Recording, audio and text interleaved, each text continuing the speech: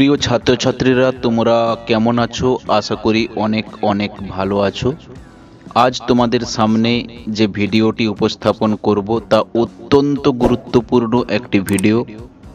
এই ভিডিওতে যেটি আলোচনা করব, মেঘদূত থেকে যে ছোট প্রশ্নগুলি খুব গুরুত্বপূর্ণ, কেবল সেই প্রশ্নগুলি আজকের আলোচ্য বিষয়। যদি তোমরা ইতিমধ্যেই এই প্রশ্নগুলো মুখস্থ করে রেখেছ, তবে তুমি এই প্রশ্নগুলো দেখে আনন্দ পাবে। আর যদি এই প্রশ্নগুলো তোমার এখনও কমপ্লিট না হয়, তাহলে কিন্তু এই প্রশ্নগুলো তোমরা খাতায় লিখে রাখতে পারো। কারণ এই যে সামনে পরীক্ষা আসছে, এই পরীক্ষাতে কিন্তু এই প্রশ্নগুলোই এবছর পরীক্ষাতে একদম 100% আসবে। তাই কথা না বাড়িয়ে একদম মূল পর্বে চলে যাচ্ছি, মেঘদূত থেকে সেই গুরুত্বপূর্ণ প্রশ্নগুলি নিয়ে। তো প্রথম প্রশ্ন, যক্ষের প্রভু কে ছিলেন? কুবের। দ্বিতীয় প্রশ্ন, মেঘের গন্তব্যস্থল কোথায় ছিল? অলকা। তৃতীয় প্রশ্ন, প্রত্যাসন্নে নভসী। নভসী শব্দের অর্থ কি? শ্রাবণ মাস।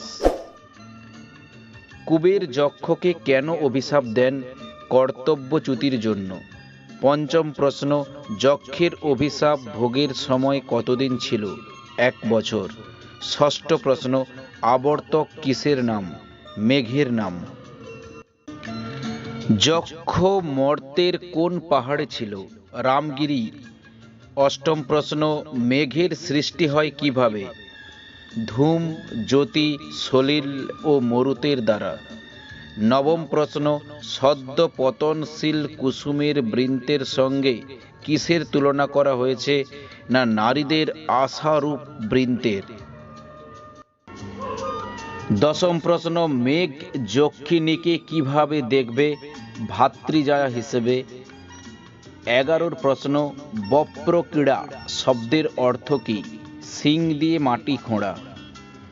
12 দাগ, মেঘের সঙ্গে ওড়ার সময় কারা মিলনের আনন্দ পাবে? বলাকা বধূরা।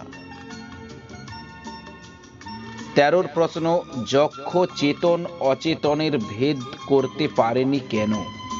কারণ সে কামার্ত ছিল। 14, বিরহী নারীকে বিরহকালে কে বেঁধে রাখে? আশার বন্ধন। 15 প্রশ্ন, যক্ষিণী কিভাবে থাকবে দিবস গণনায় তৎপর? যক্ষ মেঘকে কোন ফুলের অর্ঘ্য দিয়েছিল? কুরুচি ফুলের। কুরুচি হবে, কুরচি নয়, কুরুচি। 17 প্রশ্ন, অবলা বিপ্রযুক্ত হয়ে কি খসে পড়ে? সোনার বালা। 18 প্রশ্ন, ছায়াতরু শব্দের অর্থ কি? নমেরু বৃক্ষ। 19 প্রশ্ন, কুবের বলতে আমরা কাকে বুঝি? রাজকে। সন্দেশং মে হর বাক্যের অর্থ কি? আশার সংবাদ গ্রহণ করো। যাত্রাকালে মেঘের বাঁ দিকে কারা কূজন করবে? বলাকারা।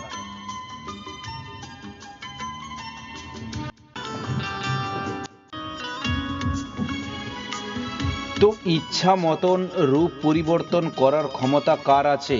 মেঘের। 23 প্রশ্ন, কার কাছে প্রার্থনা পূরণ না হলেও দুঃখ থাকে না? গুণীর কাছে। 24 প্রশ্ন, গুজ্জক শব্দের অর্থ কি? যক্ষ। 25 প্রশ্ন, পবন পদবীম শব্দের অর্থ কি? বাতাস। 26 প্রশ্ন, মেঘ কোন দেবতার অনুচর? ইন্দ্রের। 27 প্রশ্ন, কুবের বলতে আমরা কাকে বুঝি? রাজকে। 28 প্রশ্ন, পথিক বনিতা বলতে কাকে বুঝি? প্রসিত ভর্তিকা। 29 প্রশ্ন, মোঘা শব্দের অর্থ কি? ব্যর্থ। 30 প্রশ্ন, কার স্নানের দ্বারা রামগিরির জলাশয় পবিত্র হয়? সীতার। 31 প্রশ্ন, পয়োদ শব্দের অর্থ কি? মেঘ। 32 প্রশ্ন, অভিশপ্ত যক্ষ কোথায় বাস করেছিল? রামগিরির বিভিন্ন আশ্রমে। 33 প্রশ্ন, যক্ষ সাধারণ মানুষের চেয়েও বেশি দুঃখিত কেন? সে প্রিয়া মিলনে অধীর এবং দূর দেশে নির্বাসিত। 34 প্রশ্ন, যক্ষেশ্বরের অট্টালিকাগুলি কিসের আলোয় আলোকিত হয়? শিবের। 35 প্রশ্ন, কতদিন নির্বাসন দণ্ড ভোগের পর যক্ষ মেঘকে দেখে? 8 মাস। 36 প্রশ্ন, মেঘকে ধীরে ধীরে কি ঠেলে দেয়? অনুকূল বায়ু। 37 প্রশ্ন, জিমুত শব্দের অর্থ কি? মেঘ। 38, ভুবন বিদিত মেঘেদের নাম কি? পুষ্কর ও আবর্তক। 39 প্রশ্ন, মেঘ দেখে পথিক বনিতারা কি করবে? মেঘ দেখে পথিক বনিতারা এলো চুলের প্রান্তভাগ উপরে তুলে মেঘকে দেখাবে। পয়োদ শব্দের অর্থ কি? মেঘ। 41 প্রশ্ন, কারা গমন পথে মেঘকে সেবা করবে? বলাকারা। 42 প্রশ্ন, বলাকারা কিভাবে আকাশে উড়বে? মালার মতো। শিব কোথায় থাকেন? যক্ষের বাহ্যোদ্যানে। 44 প্রশ্ন, অট্টালিকাগুলি কিভাবে ধোয়া হয়? চন্দ্রমার আলোকে। 45 প্রশ্ন, কুবেরের পুরীর নাম কি? অলকা। 46 প্রশ্ন, যক্ষের স্ত্রী কোথায় থাকে? অলকাপুরীতে থাকে। 47 প্রশ্ন, যক্ষ যে মেঘটিকে দেখেছিল সেটি দেখতে কেমন ছিল? বপ্র ক্রীড়ায় রত হাতির মতো। 48, মেঘদূত কোন ছন্দে লেখা? মন্দাক্রান্তা। 49, ধনপতি কে? যক্ষের প্রভু হলেন ধনপতি। 50, মেঘের বংশের নাম কিরূপ? মেঘের বংশের নাম পুষ্কর ও আবর্তক। 51, জনকতনয়া কে? জনকতনয়া শব্দটির দ্বারা শ্রীরামকৃষ্ণের পত্নী সীতাকে বোঝানো হয়েছে। 52, আদ্রি শব্দের অর্থ কি? পর্বত। 53, আষাঢ়ের মেঘকে দেখে কার কথা মনে হয়েছিল? হাতির। 54, যক্ষ কবে আকাশে মেঘকে দেখে? আষাঢ় মাসের প্রথম দিনে যক্ষ আকাশে নতুন মেঘকে দেখে। 55, কারা চেতন অচেতনের মধ্যে তফাৎ বুঝতে পারে না? কামার্তরা। 56, কি দেখে সুখী মানুষদেরও চিত্ত চঞ্চল হয়? মেঘ। 57, মেঘের অবস্থান হয়েছিল কোথায়? পর্বতের সানুদেশে। 58, সাধিকারো প্রমত্ত শব্দের অর্থ কি? নিজের কর্তব্য থেকে ভ্রষ্ট। 59, মেঘের গতিপথ কোথায় শেষ? অলকা নগরীতে গিয়ে মেঘের গতিপথ শেষ। 60, কাব্যের আরম্ভে কশ্চিৎ শব্দের দ্বারা কাকে বোঝানো হয়েছে? যক্ষকে।